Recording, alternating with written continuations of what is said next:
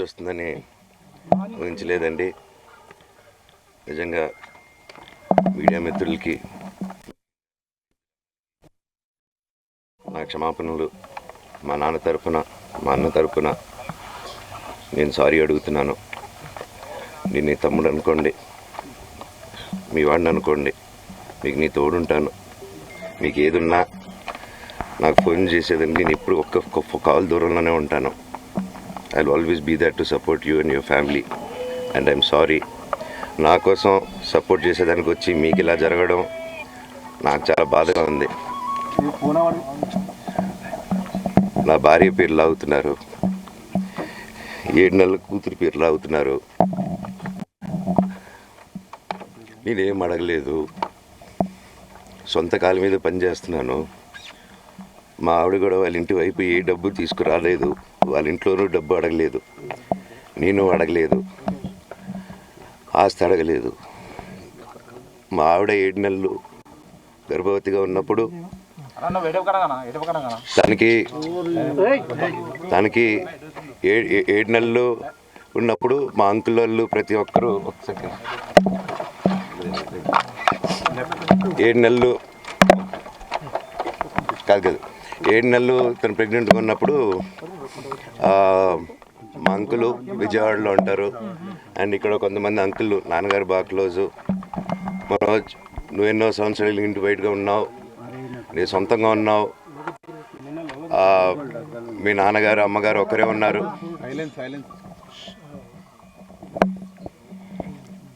మీ నాన్నగారు అమ్మగారు ఒకరే ఉన్నారు.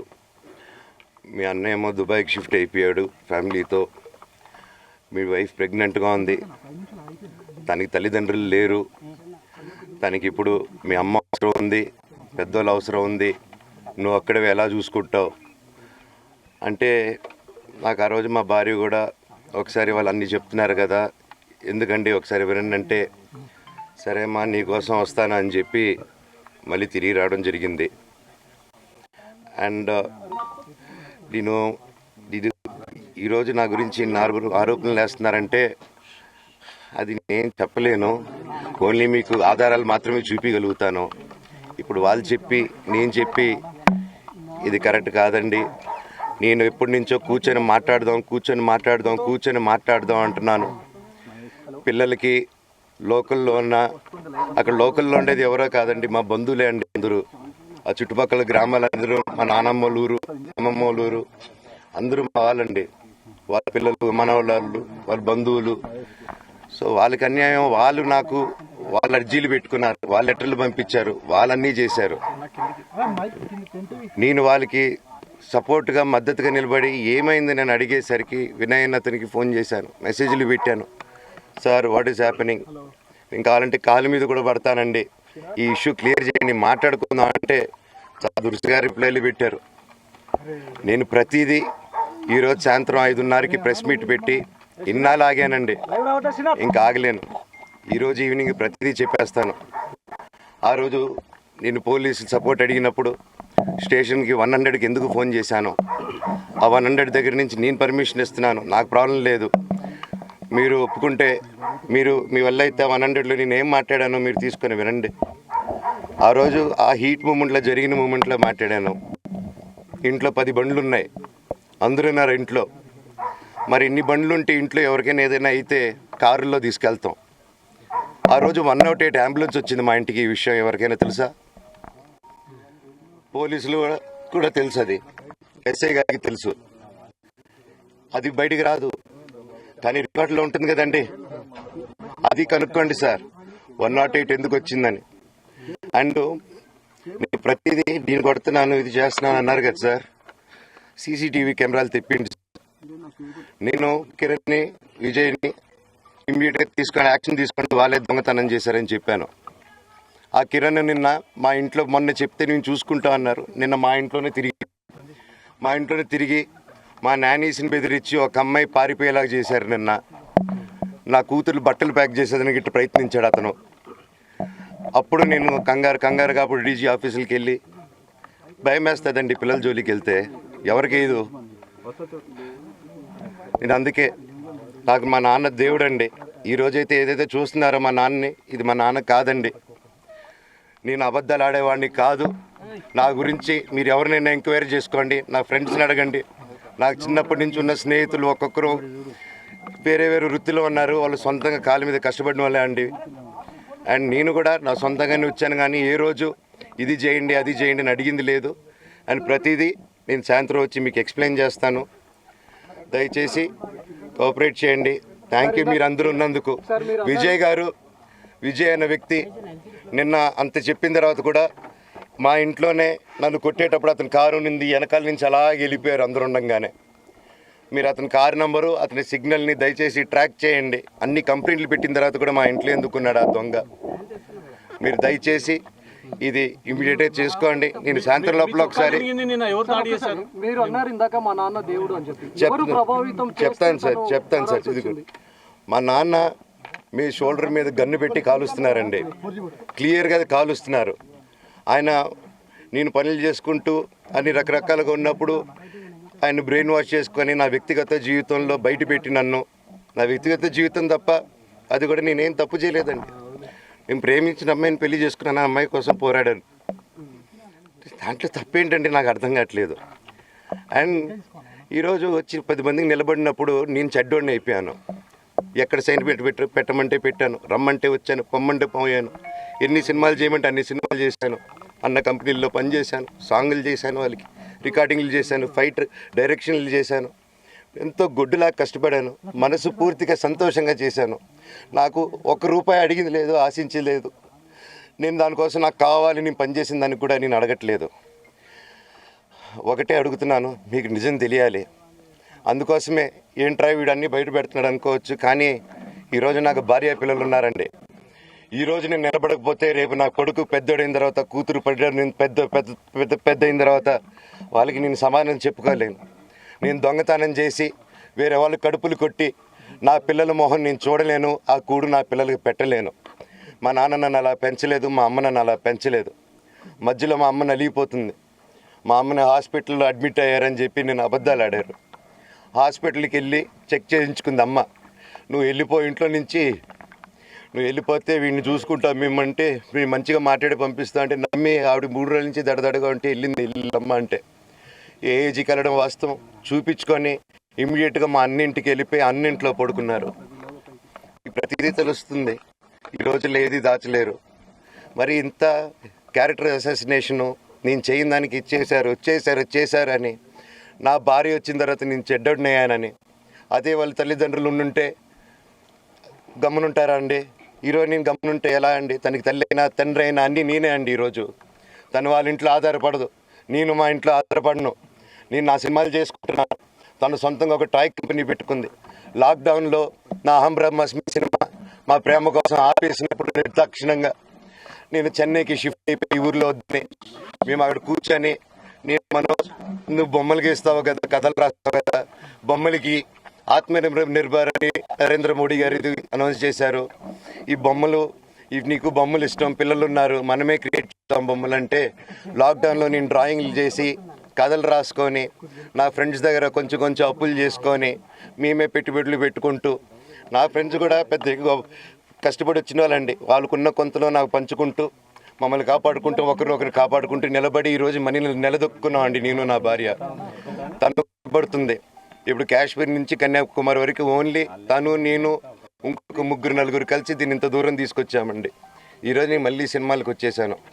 అందుకే ఈరోజు నేను నిలబడపోతే ఇది నా పిల్లలకి చెప్పేది కరెక్ట్ కాదు, ఎవరికి కరెక్ట్ కాదు. ఇన్నాళ్ళు గమ్మునున్నాను ఓకే, కానీ వాళ్ళ నాన్న ఆస్తుల కోసం కొట్లాడుతున్నాడా, మంచి కోసం నిలబడుతున్నాడా అనేది ఈరోజు మీకు సాయంత్రం వచ్చిన ప్రూఫ్స్ అన్నీ వదులుతాను. మా నాన్న మీద గన్ను పెట్టి కాల్చే వినయ్కి, మా అన్నకి సాయంత్రం ప్రతిదీ చెప్తాను. చెప్పాను కదండి వినయ్ అని, మా అన్న విష్ణు అని. అవునండి, నన్ను హాజరుపరచమన్నారు, 10:30 రమ్మన్నారు. మీరందరూ చూశారు. నాకు మొన్న ఫస్ట్ రోజు తగిలి బాగా నొప్పి వచ్చింది, మెడ, కాలు. 3 వారాల క్రితం ఫైట్లో నాకు మజిల్ టైర్ అయింది, గ్రేడ్ 1 టైర్ రైట్ లెగ్లో. లెఫ్ట్ లెగ్లో మళ్ళీ దెబ్బలు తగిలాయి మొన్న. సో అందుకే కొంచెం బ్యాలెన్స్ ఇది ఉంది. మందులు హెవీ మెడికేషన్ ఇచ్చారు, హెవీ ప్యాచ్ కూడా వేశారు నాకు, దానివల్లే కొంచెం నడుస్తున్నాను. అండ్ ఇప్పుడు అందుకే రిక్వెస్ట్ చేసుకుని సార్ నాకు కొంచెం టైం ఇవ్వండి. ఈరోజు ఈ సిచ్యువేషన్ నేను మాట్లాడడానికి కూడా I don't know, it's very emotional for me. ఎక్కువ మాట్లాడితే I break down. It's very very painful for all of us. మా నాన్న ఏమైనా తప్పు చేస్తుంటే ఆయన చేసింది ఒకే ఒక తప్పు, మమ్మల్ని అందరూ విపరీతంగా ప్రేమించారు. ప్రతి ఒక్కరికి అది తెలుసు. ఇండస్ట్రీలో ఉన్న మా కుటుంబం, ఫిల్మ్ ఇండస్ట్రీ మా కుటుంబం, మా ఇండస్ట్రీ వరకు వాళ్ళందరూ తెలుసు. మా నాన్న చేసిన తప్పు ఏదైనా ఉంటే మమ్మల్ని అందరూ ప్రేమించారు.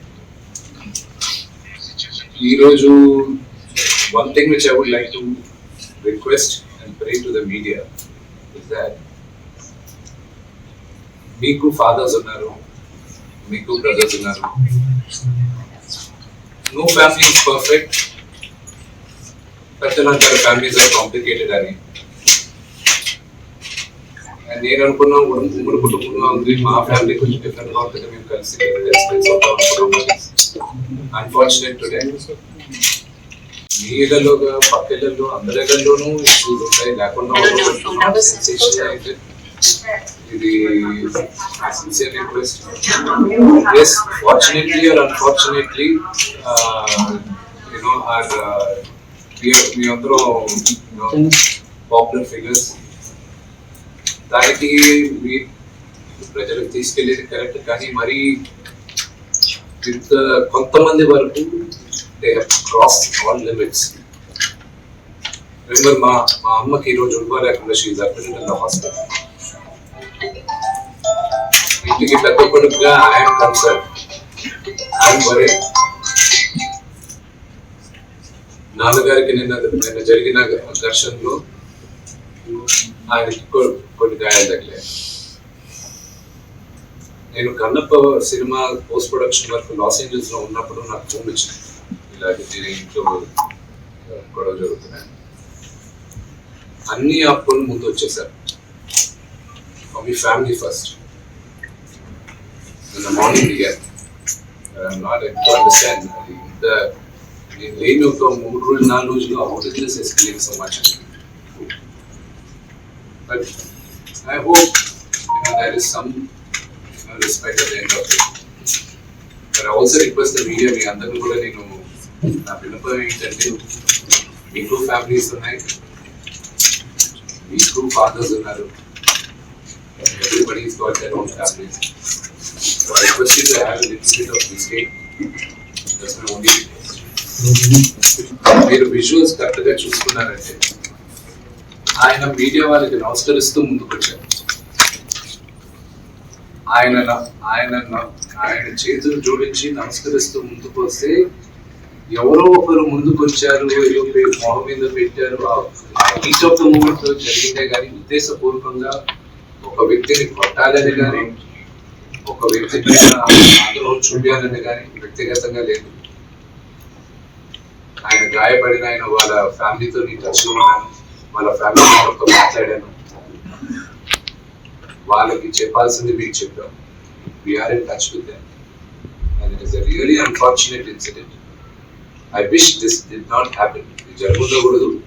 It's really unfortunate. It happen. We all feel sad for it. Sir, నాకు ఒకటి అర్థం కాదు ఏంటంటే, రచ్చగొండ పోలీస్ స్టేషన్ లో చేసేది మాకు నోటీసులు రాకముందు మీడియాకి రిలీజ్ చేస్తున్నారు. It is really unfortunate. ఇది ట్రయల్ బై మీడియానా, లేకపోతే do they really want to resolve something? I really need to understand. ఈ రోజు మార్నింగ్ న్యూస్ పేపర్స్ లో నాన్నగారి గన్స్ సరెండర్ చేయాలి అని చెప్పి నాన్నగారికి నోటీస్ జారీ చేసిందని చెప్పారు. ఈ రోజు మార్నింగ్ 10:55 మాకు వచ్చి నోటీస్ ఇచ్చారు. అంటే మేము న్యూస్ పేపర్లో జరిగితే మాకు తెలుస్తుంది ఇలాగా కమిషనర్ గారిని కలవాల్సి వస్తుంది అది. ఈరోజు తెల్లారుజామున నాకు 9:30కి నోటీస్ జారీ చేశారు. I don't understand why I was called, but out of respect to the commissioner నేను ఆయన కలుస్తాను. కానీ 9:30కి నాకు నోటీస్ ఇచ్చి 10:30కి వచ్చి హాజరవ్వమంటే ఆన్ వాట్ బేసిస్ నన్ను పిలిచారు? Do they know that I was not in the country? నేను అసలు కంట్రీలోనే లేను, నేను మార్నింగ్ వచ్చాను. And what basis are they calling? What protection has it given my father? నిన్న మీరు చూసారు, మీరు ఆల్ పాత్రిక సోదరులందరూ ఉన్నారు. You saw how it is. మీ ఇళ్ళ పైకి కానీ అలాగే ఎవరైనా వస్తే you feel safe? It's really unfortunate. అది ఇంకా respecting the chair of the commissioner, వాళ్ళు పిలిచారు కాబట్టి మీరు కలుస్తారు. కలవాల్సిన అవసరం నాకు లేదు. As per law I don't have to meet. Summons ఇచ్చారు రండి అంటే I clear wrong because legally I came yesterday morning, but out of respect to the chair, I won't talk. ప్రేమతో గెలవాల్సింది రచ్చు పెట్టుకుంటే ఎవరు గెలవలేదు. Only things can be won by love.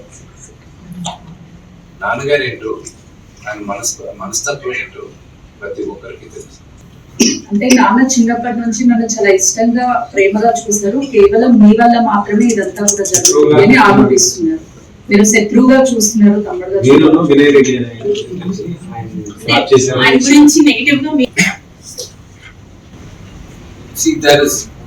దాని గురించి చెప్పేది ఏం లేదండి. పొట్ట చేర్చుకుంటే పేగులు కాల్పెట్టారు. ఫ్యామిలీ గురించి ఐ విల్ నెవర్ స్పీక్.